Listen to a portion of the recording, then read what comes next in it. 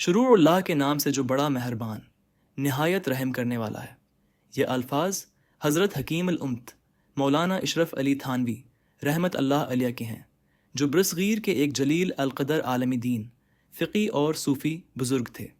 آپ نے اسلامی تعلیمات کی ترویج اور اصلاح امت کے لیے بے شمار تصانیف اور ملفوظات چھوڑے، جن میں سے احکام دین میں صدقہ فطر کی حکمت پر یہ بصیرت افروز بیان موجود ہے۔ ارشاد فرمایا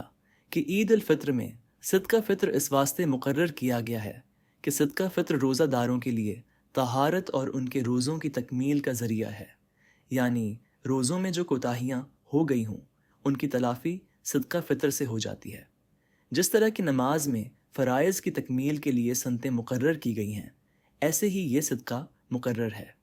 دوسرے اس وجہ سے بھی کہ مالداروں اور دولت مندوں کے گھروں میں تو اس روز عید ہوتی ہی ہے، مگر مسکینوں اور مفلس لوگوں کے گھروں میں ناداری اور غربت کی وجہ سے اسی طرح سے روزہ کی شکل موجود ہوتی ہے۔ لہٰذا خدا تعالیٰ نے اپنی مخلوق پر شفقت کی وجہ سے مالداروں پر ضروری قرار دیا کہ مسکینوں اور محتاجوں کو عید سے پہلے صدقہ دے دیں تاکہ وہ بھی عید کر سکیں،